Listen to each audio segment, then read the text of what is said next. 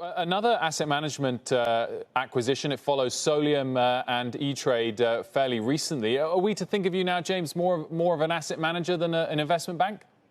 No, not at all. I mean, our foundings, our roots were in the investment bank. 1935, we just celebrated our 85th year, and the investment bank is doing incredibly well. They've gained share across all of banking, equities, and fixed income, and that's really given us the base to right-size the other parts of the business. And we did that with Smith Barney, then E-Trade and Solium in wealth management, and now with Mesa West and with this transaction, Eaton Vance in investment management. It's very exciting to see all the pieces come together.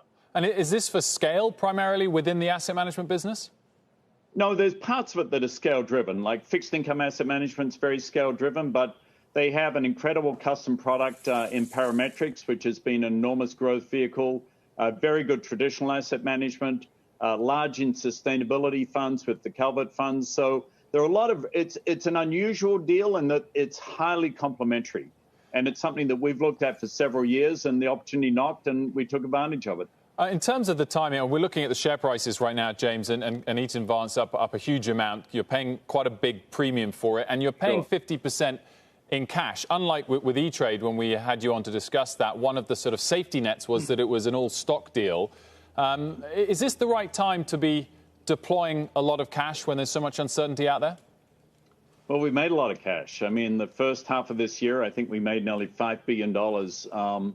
You know, our firm is required to hold 13.2% in our capital ratio, something called the CET1 ratio.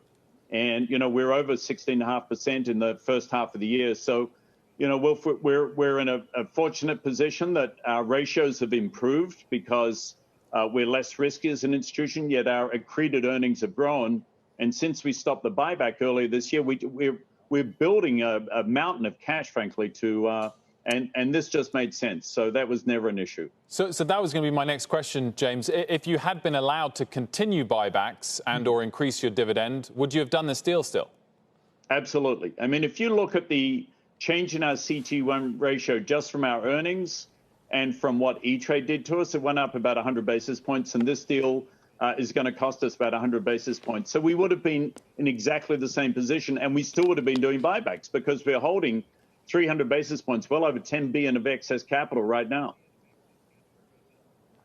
James, it's Sarah. Wondering what you see for the entire asset management business after this deal and more consolidation potentially. We know that Trian's Nelson Peltz is in Invesco and Janus pushing for a merger there. Just with the shift to low fees and the entire new landscape, what is that going to look like? Well, Sarah, there are so many different parts of asset management. There's the true index business, which has grown enormously, very low cost, low revenue business, but scale business. Fixed income, which is really scale. The alternative spaces, I mean, whether it's in private equity or infrastructure funds or mezzanine finance, a whole range of areas, real estate. There are many small shops that are operating in those, but the traditional asset management, you're going to see more transactions. This is one, I said this before, maybe on your show, as I look across all of financial services, one of the most atomized or distributed populations of companies is in the asset management space. We saw huge consolidation in wealth management over the last 20 years, and I think you're going to see it across some of these asset managers, so it doesn't surprise me. My other question about the deal, James, is what it means for your wealth management, the thousands of wealth advisors that you have on board, and how it helps them if they're able to use some of these products and sell some of these products. What benefits are in there for them? Well, we're already, I think we're the largest distributor of Eaton Vance's products. We know this company very, very well. By the way, a phenomenal company led by Tom Faust and a management team. Really respect them. Been around, I think, for 94 years, based in Boston. Really quality business, great culture, and they fit our culture really well. So that's a terrific thing.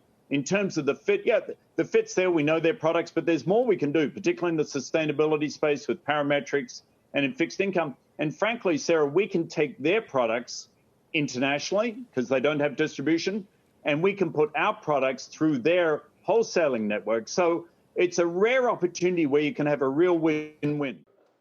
Shepard Smith here. Thanks for watching CNBC on YouTube.